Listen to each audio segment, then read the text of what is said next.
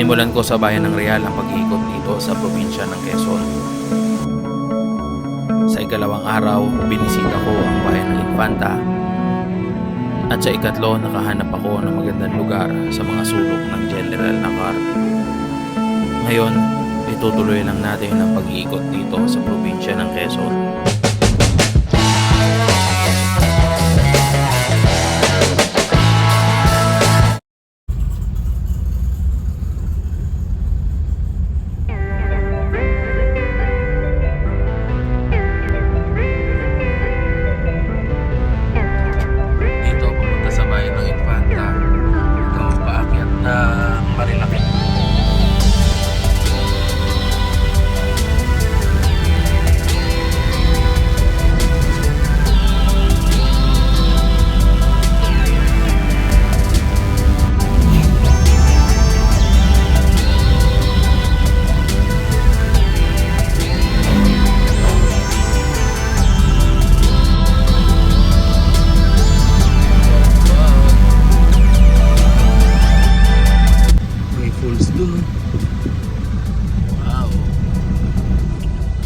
May naliligo dito.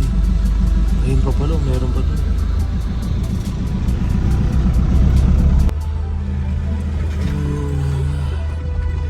May part dito na sira ang kalsada, may tulay. Dami nagpapapicture.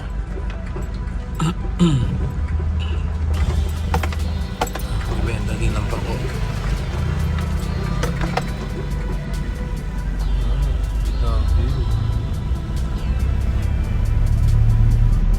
May nakita ko dito. Kilometer 105. PCR entrance viewing 20. We accept camper, car camping. 250 per head. Registration, mail. Ito. Ito yung sa page. Huwag lang pong maglalagay ng extension natin. Okay. 50 pesos lang po. Okay. Ito sir, ang viewing natin is dagat. Okay. Pacific Ocean. Opo. So ito na yung baba ng Infanta. Opo, yung nakikita niyong pulo, yan po yung Pulilio Island. Yung Pulilio.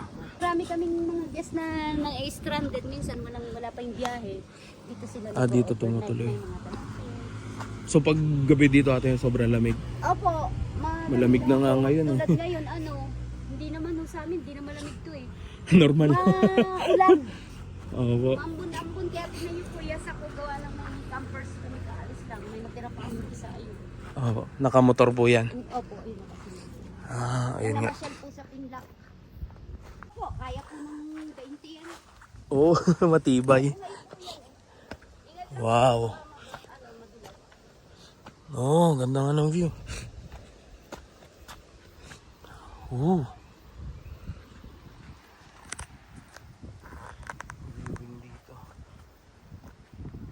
Ang pangalan po ng campsite nyo, kilometer 105 talaga. KM 105 po. May Facebook page po kami.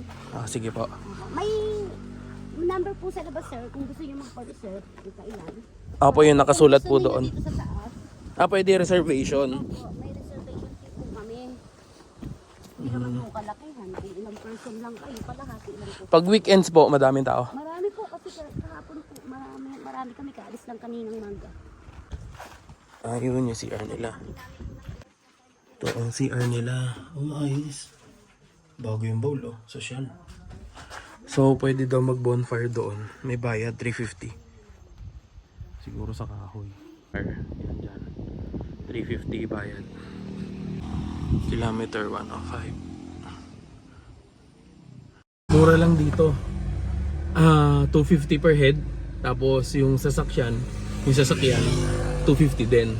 Kung medyo mag-extension kayo, may bayad na 100. Kasi usually gano'n naman pag car camping.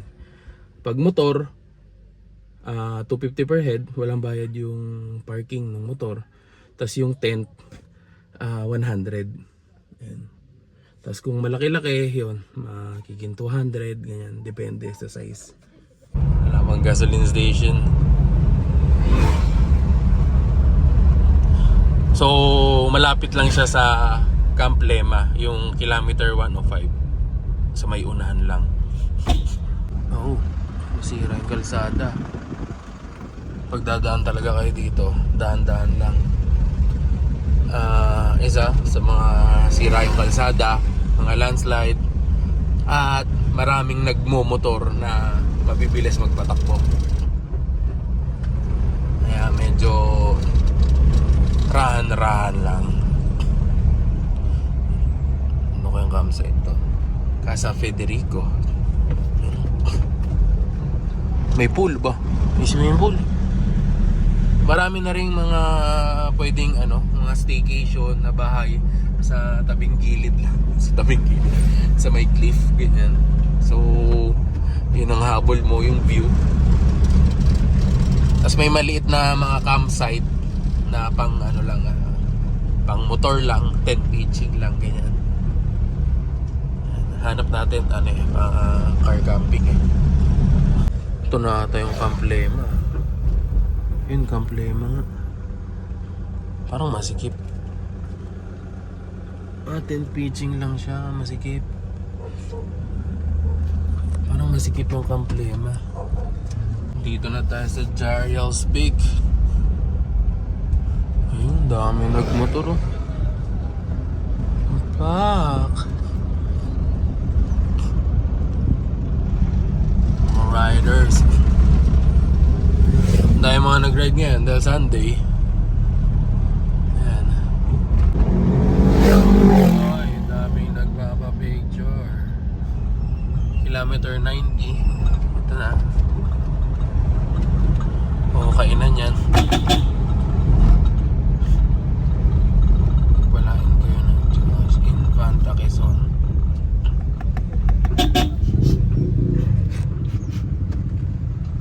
Ay nako, harangan ba naman yung kalsada? Saway ito mga to.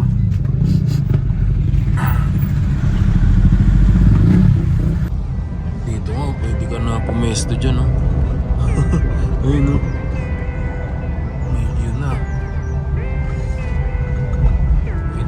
Pumesto dyan, mag-camp-camp.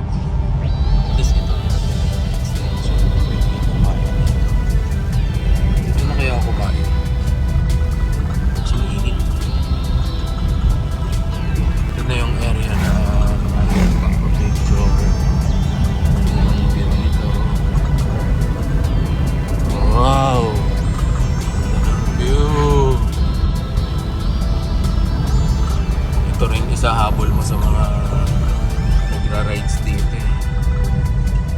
Ganitong view, nature, fresh air. Simpleng lang. Tayo nagpapapicture dito dahil yung view dito.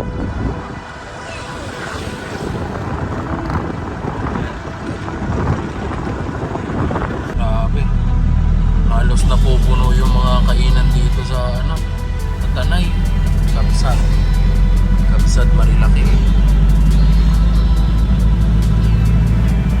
Basta weekend, andito yung ito na ang puntahan.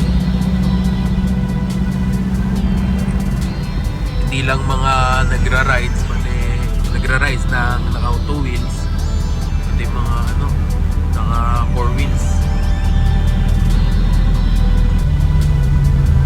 Mga bago lang yan, dati wala pa yung mga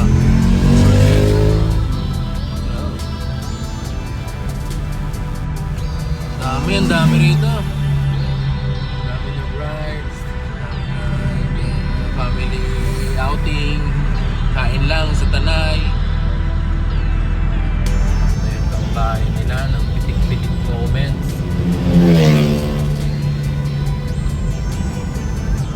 Dami yun. Dami, bumipitik. Pitik naman dyan.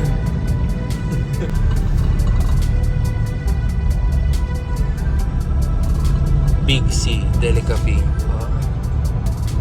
Ito na yung Big C. Boom, nasulihin ako. Sagad na. Pinugay na. Ito, slow view. 55 lang, di ba? 55 lang ang diesel.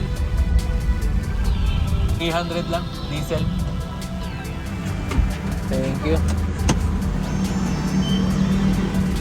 So yon, kung kayo ay babiyahe papunta ng Infanta o Real, Quezon Province, yan, ito na yung huling lugar na dapat magpa full tank kayo kung gusto nyo mura.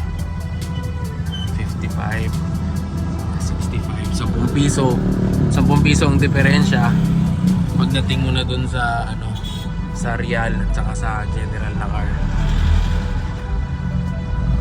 Kaya dito banda sa Pinugay, sa Buso-Buso, yan, may mga mura pa dito.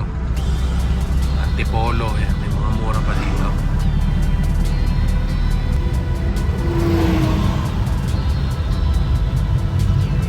Ang init na dito. Grabe. Dun sa Quezon Province, wala ng ulan. Ang sarap na, lamig. Oo, ito isang tinatambayan dito ng mga nag-rides.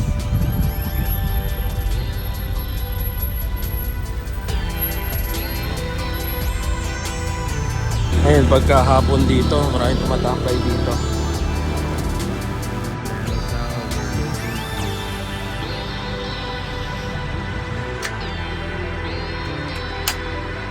Strike anywhere tayo. Na, kain-kain. Umuwi muna ako at sa mga sumunod na araw itinuloy ko ang pag-iikot sa Quezon Province ng may kasama. Yun, kamusta po ulit mga amigo? Kasama ko si Nika ngayon. Walang pasok, kaya nakasama siya. So, ito ay continuation ng aking Quezon Province Tour. At ang punta naman natin ngayon ay Mauban at Pagbilao.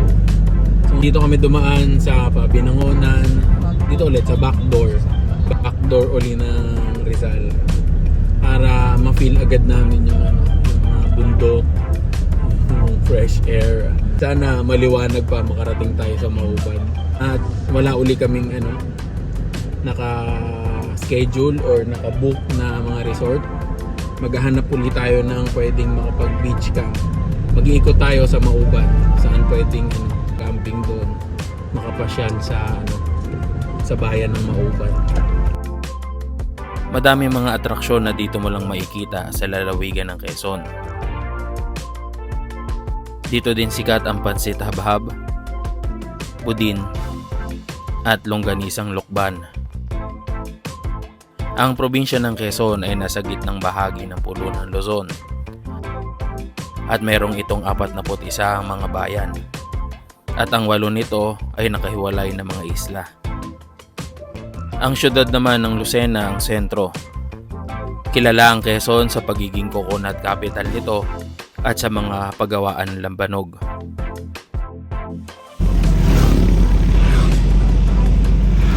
Gagala si Jollibee. So, halos parehas lang naman yung oras ng biyahe. Nasa 4 hours to 5 hours. Pag nag-SLEX ka o dito ka dadaan sa likod. Dahil pagka weekend, madami din yung volume ng sasakyan sa may SLEX. Dito, ganun din. Dadaan ka sa mga bayan-bayan. Traffic ka din. Pero pag normal days, tapos hindi holiday, 3 to 3 and a half, nasa Mauban ka na.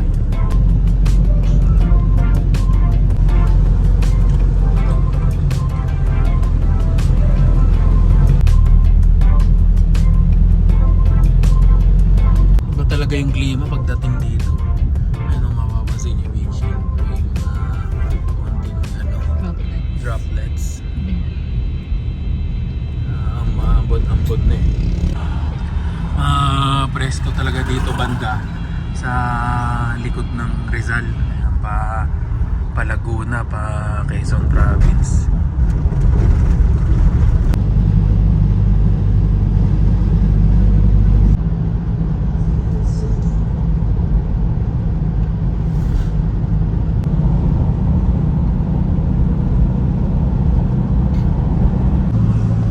Sierra Madre pa ata tong bundok na to dito, no?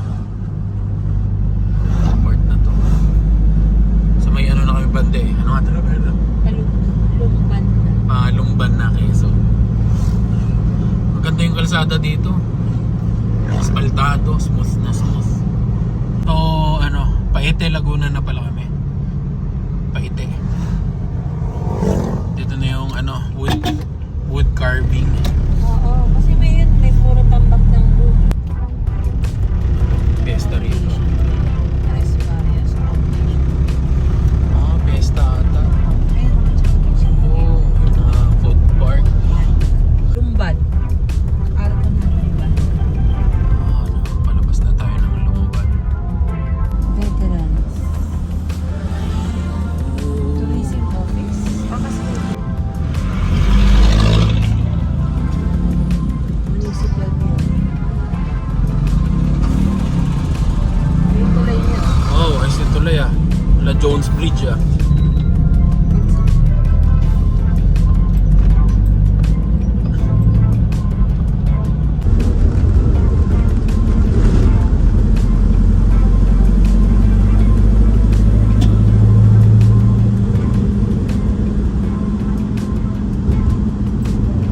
May pa Cavite Laguna.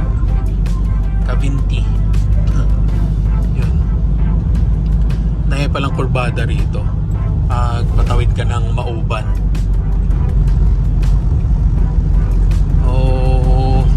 Mga nagra-rides dito may enjoy. So mga 1 hour na puro zigzag road. Pero maganda yung kalsada. Maayos yung kalsada dito. May enjoy mo dito mag long ride. Tigan pa. Fiesta. So, Baka piyesta dito sa mga susunod na araw. Magpe-prepare sila eh. bawat Gaganda oh. Yung mga nakikita mo sa sa Sariaya na mga parang iisang team sila. na-play at yung Bagong Lasiana. Wow. Parang ngayon pa lang ata kami nakadaan talaga dito. Dito sa part na to. Kasi laging pa babae dun sa pa Bicol, pa Albay. Kaya iiba kasi ang daan dito eh. Papunta ka sa coastal side ng ng Quezon. Pa talaga klima na dito banda. Umuulan na naman Sa Manila mainit daw eh. Tirik ang araw. Dito may mga pag-ambon-ambon talaga. yung nakasalubong. Kaya nga eh. Mga naka-jacket yung mga tao. Ang lamig, ang presko.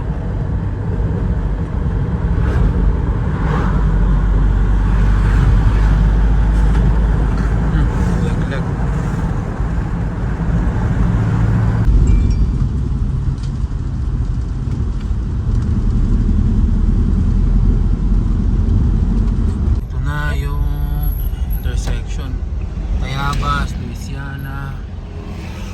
Caloocan Town proper yun. diretso. Palukban doon.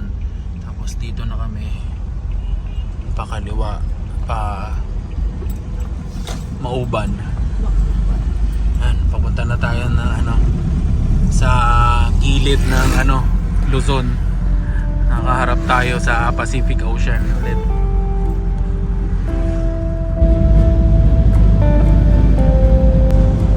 Iba na talaga yung ambience dito.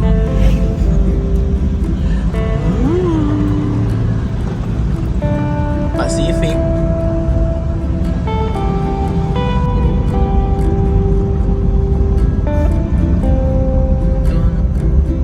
Itong mga kurbatang daan na ito papunta sa Mauban ay isa na siguro sa mga payapang kalsada ang nadaanan ko.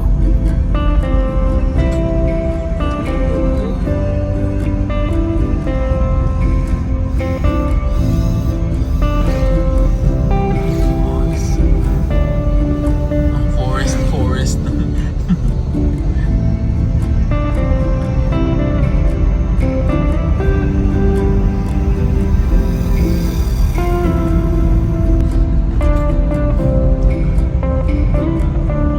Yung kurbada ba din dito din diretso?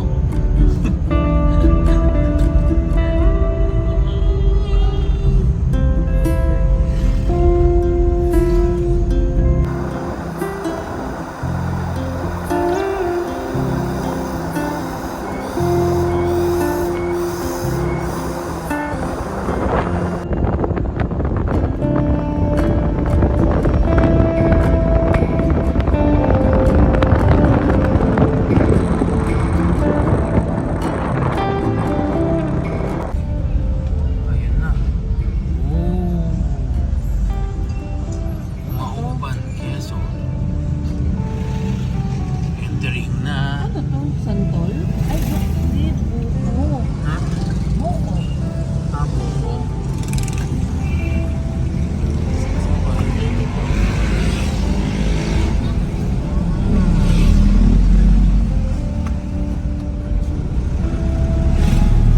So, dito na kami sa bayan. Nag-refill lang ng tubig na inumin. Mga 30 minutes pa ata doon pa Sampitan nakita namin. Yan yung Alabat Island.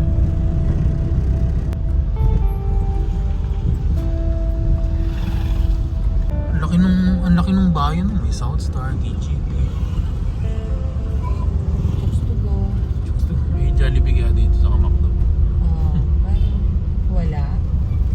Kasi dapat yung mga tarpaulin yun, yung mga signages.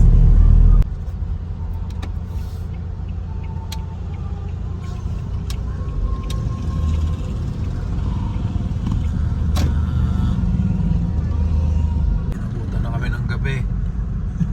Madilim na. Tapos masikip pa dito sa may bayan. Masikip ng mga kalsada. Tapos, CI. ito, dagat no. Ito yung cottage rental.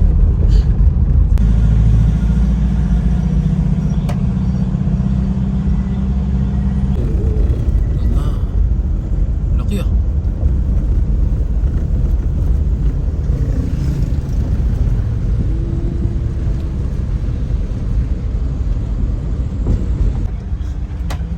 Ayan. Sitio Dali. Sitio Dalig. May dalig din dito. Ayan o. May maliit na komunidad dito. Ginabi na talaga kami. Sana may mag-accept pa sa amin. Hindi ba namin alam kung saan kami tutuloy. Five So, and below. andito na kami. Mag-inquire kami.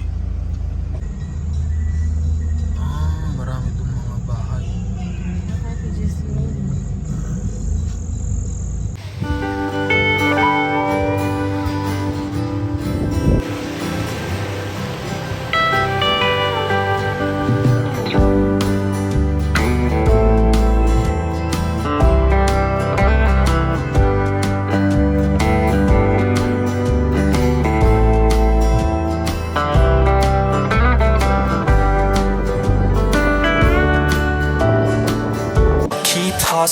Bye.